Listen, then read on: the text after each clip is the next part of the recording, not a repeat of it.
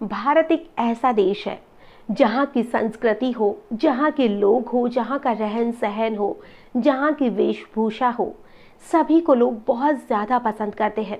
विदेशों में भी लोग भारत की हर चीज़ को बहुत ज़्यादा तवज्जो देते हैं। और आज हमारे ही देश में कुछ ऐसी चीज़ें होने लग गई है जिससे कि हमारे देश की जो मर्यादा है वो भी खराब होने लग गई है। हमारे देश में शादी को बहुत ज़्यादा महत्व दिया जाता है और आज बहुत से लोग ऐसे हैं जो इन सारी चीज़ों को छोड़कर लिव इन में साथ में रहते हैं।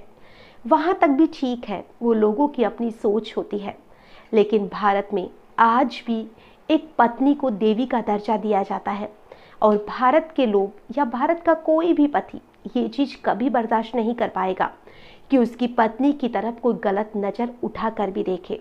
लेकिन हमारे ही देश में आज ऐसे भी लोग पैदा हो चुके हैं जो अपनी ही पत्नियों की अदला बदली करते हैं। एक रात वो अपनी पत्नी को किसी और के पास भेजते हैं तो दूसरे की पत्नी के साथ एक रात वो बिताते हैं। आखिर ऐसा तो हमारा देश नहीं था कि हमारे देश में ऐसी घटनाएं हो। ऐसी शर्मनाक घटनाओं को जब हम सुनते हैं तो वाकई में रोंगटे खड़े हो जाते हैं कि क्या हमारे देश में ऐसे भी लोग हैं। आज की जो कहानी है, जब आप इसे सुनेंगे तो आप भी सोचने पर मजबूर हो जाएंगे कि हमारे देश में और ऐसी चीज़ें, बहुत बुरा लगता है सुनकर। नमस्कार, आदाब, सत श्री अकाल। मैं हूं नंदिनी यादव। आज जो मैं आपको घटना सुनाने वाली हूं, ये घटना है दिल्ली की, जहां पर एक परिवार रहता था, या कहे कि एक पति पत्नी रहते थे जो कि हरियाणा के रहने वाले थे। और जो उसका पति था वो MBA था, मल्टीनेशनल कंपनी में जॉब किया करता था और उसके पति का नाम था अंकित। और जो अंकित था उसकी शादी 2021 में एक लड़की से होती है जिसका नाम था प्रमिला। और जो प्रमिला थी वो भी अंकित के साथ दिल्ली में शिफ्ट हो जाती है। दोनों पति पत्नी अच्छे से रह रहे थे और जो उसका पति अंकित था उसकी लाइफ स्टाइल प्रमिला से बहुत अलग थी। प्रमिला एक गांव की सीधी सादी भोली भाली लड़की थी जो दिखने में बहुत सुंदर थी। हालांकि वो लड़की भी बीटेक करी हुई थी, इंजीनियरिंग उसका कंप्लीट हो चुका था, तो वो लड़की भी बीटेक थी। और वो लड़की ऐसा नहीं था कि कोई अनपढ़ थी, लेकिन फिर भी वो अपने गांव से जुड़ी हुई लड़की थी। वो हालांकि पढ़ी लिखी जरूर थी, इंजीनियर जरूर थी, लेकिन फिर भी उसके लिए जो उसकी गांव की संस्कृति थी, उसकी मर्यादा थी, वो सबसे पहले थी। लेकिन जो अंकित था उसके लिए इन सारी चीज़ों से ऊपर था एक अलग ही लाइफ स्टाइल। और अब जो अंकित था वो दिल्ली में रहकर ड्रिंक भी किया करता था। अब यहाँ पर जो उसकी पत्नी थी उसने भी जॉब ज्वाइन करने के लिए कहा, लेकिन अंकित ने इनकार कर दिया कि तुम्हें जॉब की ज़रूरत नहीं है। अंकित का जो पैकेज था वो 16 लाख रुपए था। तो उसने कहा कि मैं इतना कमाता हूँ कि हम दोनों की लाइफ अच्छे से चल सकती है। और जो उसकी पत्नी प्रमिला थी उसने भी कोई ज़्यादा जिद नहीं की कि कोई बात नहीं। तो वैसे ही वक्त बीतता रहा। दोनों की शादी को 1 साल हो चुका था।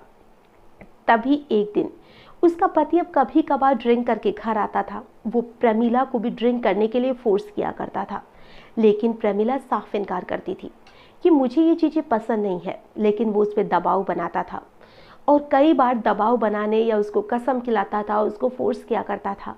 तो प्रमिला भी कभी कभार उसकी ज़्यादा जिद करने की वजह से 1-2 घूंट पीने लग गई थी। अब एक एक घूंट पिलाते पिलाते वो उसे भी शराब पीना सिखा देता है।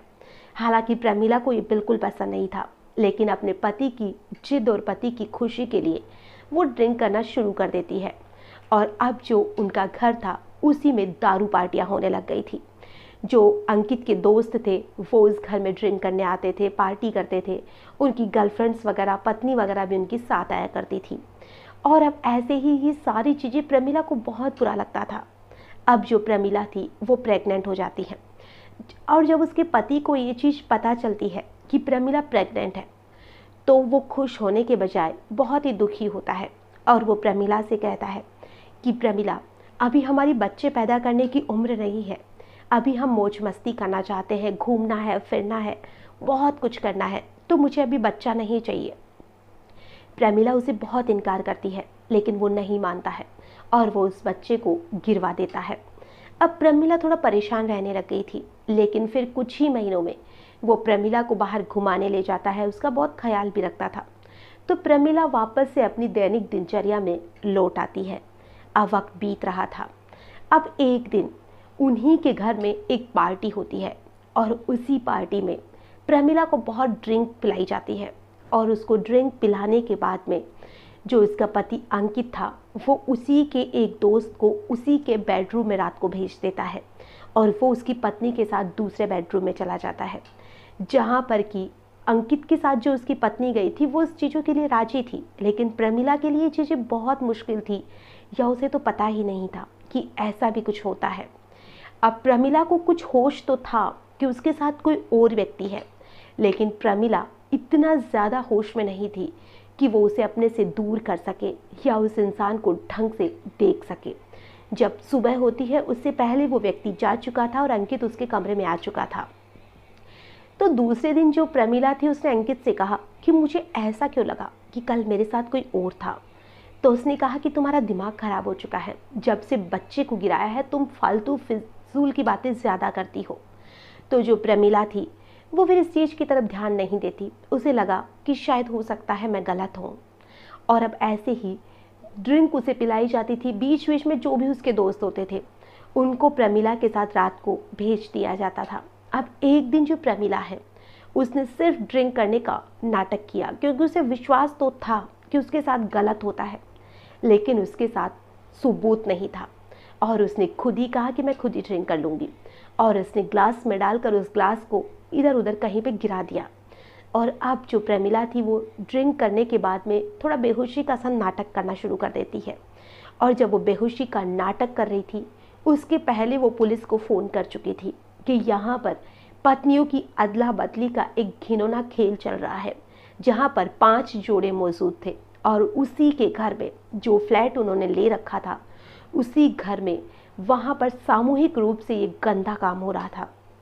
अब जो पुलिस वाले हैं वो पुलिस वालों को पहले ही कॉल कर चुकी थी कि आप वक्त पर पहुंच जाना, और जब कुछ ही वक्त बीतता है यानी कि रात को 11:30 बजे अब जो प्रमिला थी उसके रूम में किसी दूसरे दोस्त को भेज दिया जाता है, और जब उसके दोस्त को उस रूम में भेजा जाता है जो कि पुलिस में पहले से ही कॉल किया जा चुका था, और पुलिस के पास कॉल करने के बाद में पुलिस जब उस घर में मौके पर पहुंचती है तो जो प्रमिला थी उसने पहले से ही एक कैमरा जो कि हिडन कैमरा था वो अपने कमरे में लगा दिया था, ताकि वो सारी चीज़ें रिकॉर्ड कर सके, जो कि उसने उसी दिन वो कैमरा खरीदा था, क्योंकि आज उसे पूरा सबूत चाहिए था।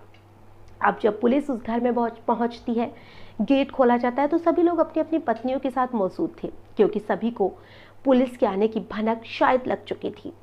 तो सभी लोग अपनी अपनी पत्नियों के साथ मौजूद थे। पुलिस को ऐसा कुछ नहीं लगा।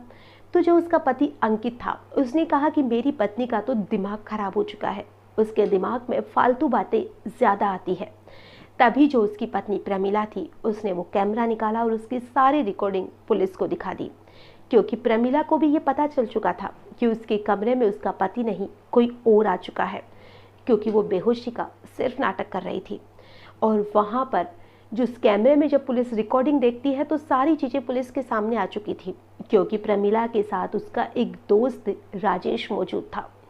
अब पुलिस वाले उन सभी को अरेस्ट करते हैं और उनसे सच्चाई जानने की कोशिश करते हैं।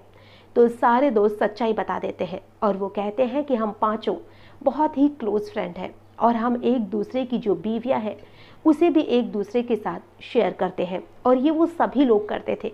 एक प्रमिला ही थी जो इन सारी चीज़ों का विरोध करती थी, और प्रमिला ने अपने पति को डिवोर्स देने का कह दिया। हालांकि उन सभी को जेल में भेज दिया बाद में, हालांकि उनको इतनी बड़ी कोई सज़ा नहीं हुई थी, उनको बेल मिल चुकी थी। लेकिन जो प्रमिला है उसने अपने पति को तलाक दे दिया और उसने साफ शब्दों में कह दिया कि वो एक ऐसे पति के साथ नहीं रह सकती जो अपनी पत्नी को किसी दूसरे को परोस देता है।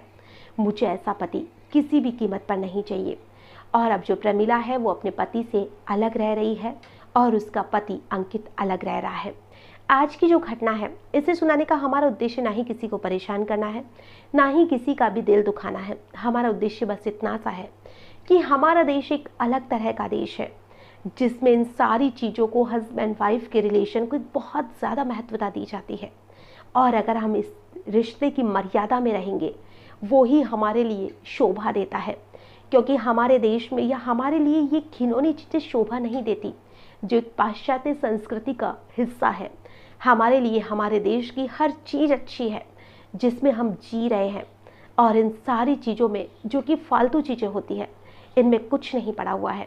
आप इन सारी चीज़ों से जितना हो सके इतना दूर रहने की कोशिश करिए। आज के लिए बस इतना ही, फिर मिलेंगे किसी नई घटना के साथ।